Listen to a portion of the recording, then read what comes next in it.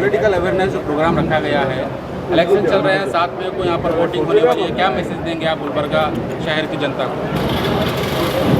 मैं भारत जोड़ो अभियान की तरफ से सिर्फ एक मैसेज लेके आया हूँ गुलबर्गा की जनता के लिए, कर्नाटका की जनता के लिए और पूरे देश की जनता के लिए कि ये इलेक्शन कोई मामूली ऑर्डिनरी इलेक्शन नहीं है। ये संविधान सभा के इलेक्शन के बराबर है, क्योंकि ये इलेक्शन संविधान को बचाने का है। संविधान में हमें जो हक हुकूक मिले हैं उसकी बुनियाद को बचाने का ये इलेक्शन है। और इसलिए पिछले 10 साल से इस देश की जनता के खिलाफ काम कर रही, इस देश में हिंदू मुसलमान को लड़ाने की साजिश कर रही और अब कॉन्स्टिट्यूशन को ख़त्म करने की साजिश कर रही भारतीय जनता पार्टी की सरकार को कुर्सी से उतारना इस देश की आज सबसे बड़ी ज़रूरत है। बाकी सब सवालों पे बाद में चर्चा हो सकती है। एक बार इस देश में बीजेपी को हराना और इंडिया कोalition को जिताना आज पहली ज़रूरत है। मैं साफ कर दूं कि इंडिया कोalition की किसी पार्टी से मेरा कोई ताल्लुक़ नहीं है। मैंने अपनी ज़िंदगी ज़्यादातर वक्त कांग्रेस समेत इन पार्टियों की मुखालिफत करते हुए बिताई है और ज़रूरत हुई तो बाद में भी संघर्ष करेंगे। लेकिन आज लोकतंत्र को बचाना सबसे बड़ी ज़रूरत है। तो मैं आपके माध्यम से सभी वोटर से अपील करना चाहता हूँ कि हर हालत में बाहर आएँ, वोट ज़रूर डालें और इस देश में बदलाव लेके आएँ। सर, जहाँ तक हमने हमारे बड़ों से सुना है कि संविधान हमारे लिए बनाया गया हमारी हिफाजत के लिए, ताकि हम डेमोक्रेसी में खुली सांस ले सकें। लेकिन आज ये दिन है कि हमें संविधान की हिफाजत करना पड़ा, क्योंकि देखिए राजनीति जो एक आम आदमी को राजनीति में किसी अपने नेता को चुनने के लिए उसको आज सोचना पड़ रहा है। क्यों? क्योंकि जो संविधान हमारी हिफाजत करता था, आज हम उस संविधान की हिफाजत करने के लिए ये वक्त है। तो एक आम इंसान सही राजनीति में सही लीडर किसको चुने, क्या तरीका हो सकता है? आज अगर ये नौबत आई है कि हमें संविधान को बचाने के लिए आना पड़ रहा है, इसका मतलब है कि ये देश क्राइसिस में पहुंच चुका है। और जब भी कोई बड़ा क्राइसिस होता है तो रिपब्लिक को उस वक्त ना सरकार बचाती है, ना पार्लियामेंट बचाती है और अमूमन जुडिशरी भी नहीं बचा पाती है। अंत में पब्लिक को ही उतरना पड़ता है रिपब्लिक को बचाने के लिए। हमारा मुल्क आज उस पॉइंट पे आ चुका है और अगर ये मौका भी हमने छोड़ दिया तो पता नहीं बाद में फिर अगला मौका कहाँ मिलेगा। कैसे चुने? मैं समझता हूँ बड़ा सवाल हमेशा सामने रखना चाहिए, छोटी चीज़ों को बाजू में कर देना चाहिए। ये इलेक्शन मेरे हिसाब से बिजली सड़क पानी का इलेक्शन नहीं है। सब बिजली सड़क पानी मिल जाएगी और जो सरकार गलत काम करेगी उसका कान पकड़ लेंगे। लेकिन कान पकड़ने का जो हक है, ये हक अगर चला जाएगा तो सबसे गड़बड़ की बात है। आज सबसे बड़ी बात है कि इस इलेक्शन के बाद किसी ना किसी बहाने से जब इस देश के संविधान को बदलने का प्रपोजल पार्लियामेंट में लाया जाएगा, उस वक्त जिसे मैं चुन रहा हूँ वो आज हमारे संविधान के हक में वोट देगा कि उसके बरखिलाफ वोट देगा। मेरे लिए आज सबसे बड़ा सवाल यही है और मैं आपके माध्यम से वोटर से भी ये अपील करना चाहता हूँ कि इस बार वोट देने से पहले एक बार अपने बच्चों की तरफ देख लेना। ये बच्चे जिस मुल्क में बड़ा होंगे, क्या हम चाहते हैं कि वो मुल्क झूठ और नफ़रत की बुनियाद पे पले? आज एक के खिलाफ नफ़रत चला रहे हैं, वो नफ़रत और झूठ किसी दिन पलट के मेरे तक पहुंचेगी।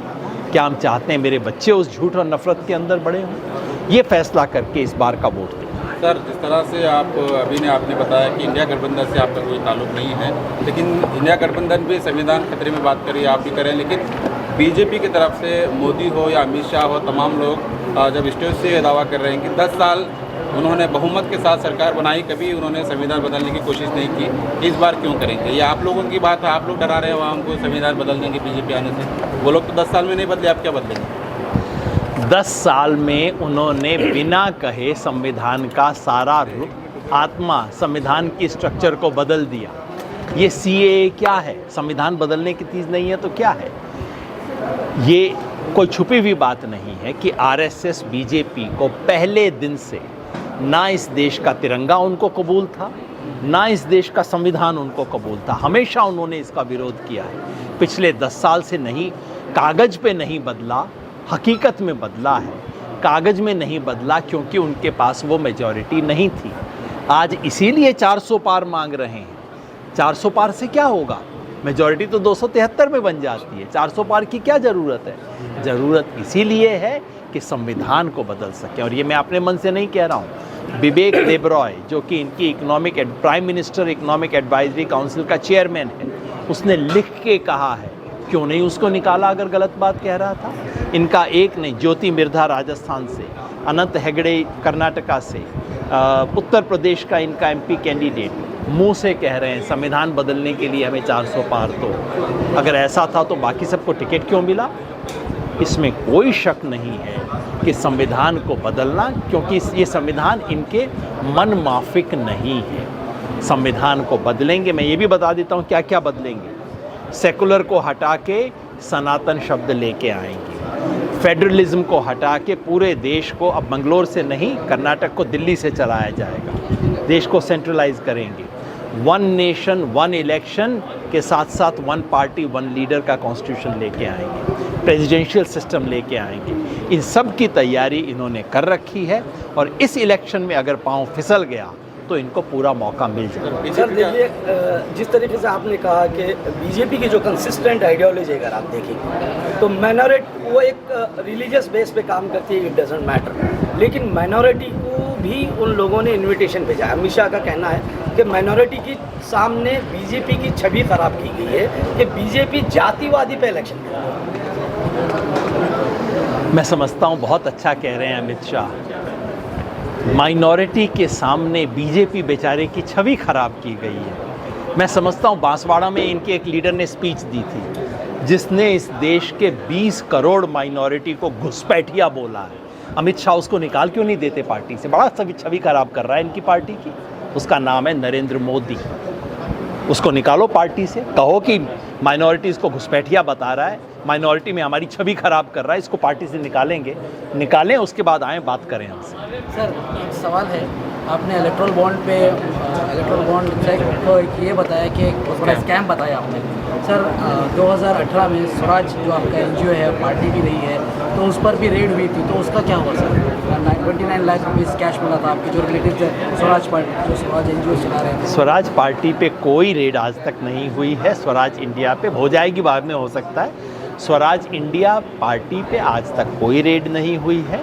स्वराज अभियान कोई एनजीओ नहीं है, कहीं से कोई फंड नहीं लेता। हम अपना ही घर का पैसा डालते हैं।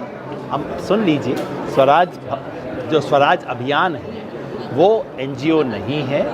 बाकायदा हम अपने घर का पैसा लेते हैं। आज तक किसी से एक पैसा ना ग्रांट ली है, ना कभी कोई ग्रांट लेने का इरादा है। फॉरेन तो छोड़ दीजिए, इंडियन ग्रांट नहीं लेते हैं। आपका एफसीआर भी नहीं है? कमाल, मजाक कर रहे हैं आप। काहे का एफसीआर है? ये कोई स्वराज अभियान इस देश में डेमोक्रेसी बचाने का एक अभियान है। जाहिर है एफसीआर छोड़िए, हम तो किसी कहीं से इंस्टीट्यूशनल एक पैसा ग्रांट लेते नहीं हैं और सारे अकाउंट हैं। जिसका मन है एक बार नहीं 25 बार जांच कर लें। जब एक पैसा ग्रांट नहीं लेते तो किसी को जवाब क्या देंगे उसका? आप जो जिक्र कर रहे हैं वो ये है कि मेरी बहन के घर इन्होंने छापा मारा था, ये सोचते हुए जो वो एक अस्पताल 100 बेड का अस्पताल चला रहे हैं और 100 बेड का अस्पताल चलाने वाले के पास एक इम्प्रेस्ड नामक चीज़ होती है। आप 100 बेड का हॉस्पिटल जेब में 50 रुपए का नोट रख के नहीं चलाते हैं, इम्प्रेस्ड रखते हैं, आप चलाते हैं। 29 लाख रुपए, 29 लाख नहीं मिले थे एक्चुअली, उससे कम मिला था। जितना भी मिला था उसके बारे में एक चीज़ नहीं बता पाए हैं आज तक। सारा तरीका, इरादा ये था कि बहन के घर पे हमला करो और योगेंद्र यादव का मुंह बंद कर दो। मुंह बंद नहीं होगा, जो मर्जी करें। सर, जिस तरह से अभी आपने मुंह बंद करने की बात की है, मुंह बंद करने की बात की है, बीजेपी अरविंद केजरीवाल और दीगर बड़े दिग्गज नेताओं को करप्शन के मामले में जेल में डाल रही है और बीजेपी का यह दावा करना है कि जितने भी करप्टेड लीडर हैं, पॉलिटिकल अपोजिशन लीडर, सबको जेल में डाला जाएगा। आपने बहुत अच्छी बात पूछी। जितने भी करप्टेड लीडर हैं, फिर आपने करेक्ट किया, जितने भी करप्टेड ऑपोजिशन लीडर हैं। देखिए, नरेंद्र मोदी जी ने ठान लिया है कि किसी भी करप्ट लीडर को रहने नहीं देंगे बीजेपी के बाहर, सबको बीजेपी में लेके आएंगे। देश के लिए। अब बड़ा देश का बड़ा कल्याण कर रहे हैं, वो कर रहे हैं, तो मतलब जो खेल हो रहा है, देखिए, ना मैं हेमंत सोरेन को क्लीन चिट देता, ना मैं अरविंद केजरीवाल को क्लीन चिट देता। कोर्ट में मुकदमा कीजिए, जो जज फैसला दे, फांसी की सज़ा मिलती है, फांसी दीजिए। लेकिन इन्वेस्टिगेशन के दौरान गिरफ्तार तभी किया जाता है अगर किसी के भाग जाने का शक हो कि फरार हो जाएगा या एविडेंस डिस्ट्रॉय करेगा। मुझे बताइए, अरविंद केजरीवाल जो 2 साल से जांच चल रही है, क्या एविडेंस डिस्ट्रॉय करेगा? कहाँ भाग के चला जाएगा? और अगर आपको जांच करने के लिए गिरफ्तारी ज़रूरी थी, 2 महीना वेट कर लो भाई, 2 साल से चल रहा है, 2 महीने में आफत पड़ रही थी। और अगर सीबीआई ने यही तय कर रखा है, ईडी ने, कि हमें टाइम नहीं दिखता, इलेक्शन हो नहीं हो, करप्ट है, हम तो उसको गिरफ्तार कर, किसी के बारे में शक है, हम तो गिरफ्तार करेंगे, तो फिर मेरा कहना है मोदी जी की आधी कैबिनेट को तो गिरफ्तार करना पड़ेगा। क्योंकि ये इलेक्शन बॉन्ड में जो फार्मास्यूटिकल का मामला आया है, आप झूठी दवाइयाँ जिनसे लोगों की जान खतरे में है, उन लोगों को दवाइयों का आप लाइसेंस दे रहे हो, उनसे करोड़ों रुपए के इलेक्टोरल बॉन्ड लेके। हमारे देश का हेल्थ मिनिस्टर गिरफ्तार होना चाहिए या नहीं? उसके पक्ष में बात करने वाला प्रधानमंत्री गिरफ्तार होना चाहिए या नहीं? जो लाइसेंस दिए गए, टेलीकॉम के लाइसेंस दिए गए, पहले इलेक्टोरल बॉन्ड लिया, बाद में लाइसेंस दिए, तो क्या इस देश के रेगुलेटरी अथॉरिटी और मिनिस्टर गिरफ्तार होना चाहिए कि नहीं? आप ऐसा कीजिए, ज़रूर अरविंद केजरीवाल को गिरफ्तार कीजिए, सोरेन को गिरफ्तार कीजिए, साथ में मोदी जी की आधी कैबिनेट को भी गिरफ्तार कर लीजिए। सर, एक सेल्फलेस, जैसे एक राजनीति, सेल्फलेस राजनीति जो एक दौर में हुआ करती थी, यानी डेवलपमेंट पे राजनीति हुआ करती थी। आज की जो राजनीति है, तो कहीं ना कहीं जातिवादी पे ये राजनीति टिके हुई है। तो ऐसे में एक आम इंसान को जातिवादी राजनीति पे फोकस करना चाहिए या फिर डेमोक्रेसी पे? जाहिर है हर इंसान को इस देश का भला सोचना चाहिए, उसी से काम करना चाहिए, और जातिवादी राजनीति जाहिर है नहीं करनी चाहिए, इसमें तो कोई शक ही नहीं हो सकता। यानी कि अपने आप को सिर्फ जाति के खेमे में डाल के नहीं देखना चाहिए, हमें बतौर इंसान के देखना चाहिए, वही कोशिश करनी चाहिए। सर, प्रज्वल रेवन्ना के ऊपर आपने अभी बात की, यहाँ पर जिस तरह से सेक्स वीडियो स्कैंडल चल रहा है उनका, बीजेपी को आपने वहाँ पर इल्ज़ाम लगाया। बीजेपी हालांकि उसकी डिफेंस में ये कह रही है कि अलायंस गवर्नमेंट, बीजेपी जेडीएस के साथ तो अलायंस है उनका, लेकिन कैंडिडेट चुनने का इख्तियार बीजेपी का थोड़ी है, तो उसमें बीजेपी जिम्मेदार कैसे हुई? मैं जानता हूं अब प्रज्वल रेवन्ना के बारे में, प्रज्वल रेवन्ना को विलेन बनाया जाएगा, और विलेन है भी वो। तो सवाल है कि उनके विलेन होने का पता किस किस को था। जिसको पता नहीं था मैं उसको दोष नहीं दूंगा, लेकिन ये कोई छुपी हुई बात नहीं है कि बीजेपी और जेडीएस में जब गठबंधन की बात हुई तो असली रोड़ा ही ये था कि प्रज्वल रेवन्ना के बारे में ये रिकॉर्ड है, इनको पता था कि इसकी वीडियो भी है, और इस पे लेन देन हुआ।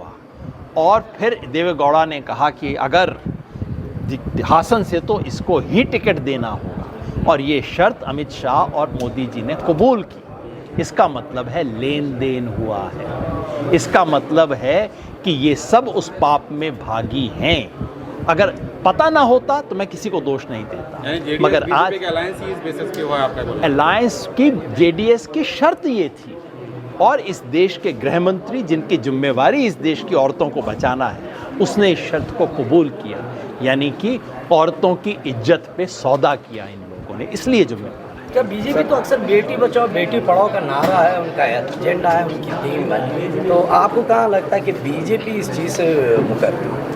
अगर नारों से दुनिया अच्छी हो जाती तो मोदी जी को नोबेल प्राइज़ मिल जाना चाहिए था अब तक। ये जो, और केवल कर्नाटका की बात नहीं है, कितने एमपी इनके रेप के आरोपी हैं, कितनी बार ऐसे जघन्य अपराधों के लोगों को इन्होंने आंख बंद कर ली है। ब्रजभूषण सिंह के मामले में क्या हुआ था? तो हकीकत है कि इनको कोई फ़र्क नहीं पड़ता, और अफसोस ये है कि इन सबको लगता है कि मीडिया हमारी जेब में है, दुनिया की आँखों में झोंकना, धूल झोंकना इतना आसान है। अच्छा सा नारा दो, उसके बाद जो मर्जी करना है करते रहो। अब जनता इनको सिखाएगी। सर, आप सेफोलॉजिस्ट हैं? हाँ, आज नहीं, आपका एक पॉलिटिकल एनालिस्ट रहा है, और हमेशा हर इलेक्शन में आप जो भी गेस किए हैं पूरे जो है तकरीबन ये हुए हैं। तो मेरा एक ये क्वेश्चन था सर, अभी जो सेकंड फेज हो गया है, फर्स्ट एंड सेकंड फेज हो गया है, तो उसमें आपका क्या प्रेडिक्शन है सर, जो कांग्रेस अलायंस को, जो इंडिया अलायंस को जो ये देखिए, पहली बात तो मैं ईमानदारी से कहूँ, मैं आज की तारीख में इंडिपेंडेंट पॉलिटिकल एनालिस्ट नहीं हूँ।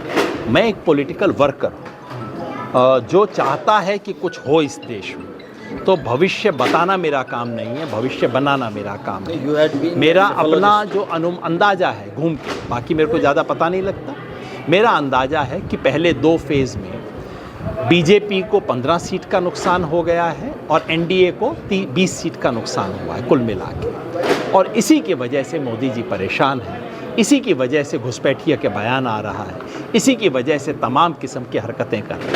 सो इंडिपेंडेंट पॉलिटिकल वर्कर है sir, time being you are working as a independent political जी, वर्कर। मैं हमारा अपना पॉलिटिकल पार्टी है स्वराज इंडिया, लेकिन स्वराज इंडिया ने तय किया था कि 2024 के इलेक्शन में हम ना कोई कैंडिडेट देंगे, ना हम अपनी तरफ से लड़ेंगे। इस वक्त देश बचाना सबसे बड़ी प्रायोरिटी है और जो पार्टी, जो अलायंस देश बचा सकता है, हम आंख बंद करके उसको सपोर्ट करेंगे।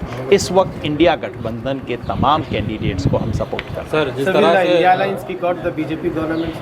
Will the India Alliance kick out the BJP government for upcoming Lok Sabha elections? I think the public will kick out the government. Sir, India Alliance will be the beneficiary of it. It will be impact of India alliance, कुछ benefit है India alliance से।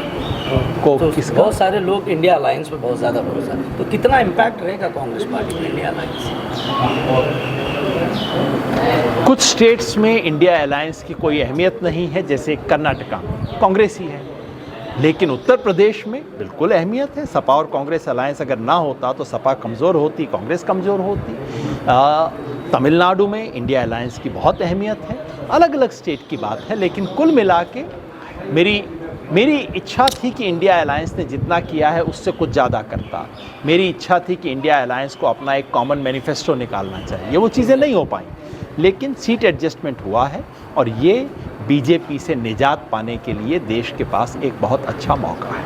Sir, आखिरी सवाल, जिस तरह से आज पारस education charitable trust के प्रेसिडेंट जुबैरुल्लाह खान एंड टीम ने आपको गुलबर्गा यहाँ पर बुलाया है, पॉलिटिकल अवेयरनेस प्रोग्राम ऑर्गेनाइज किया है, इसके ज़रिए आप गुलबर्गा के वोटर्स को क्या मैसेज देना चाहेंगे? गुलबर्गा के वोटर को मैं यही मैसेज देना चाहता हूँ, इस शहर की, इस इलाके की बहुत लंबी हिस्ट्री है और वो हिस्ट्री एक दूसरे के साथ रहने की हिस्ट्री है।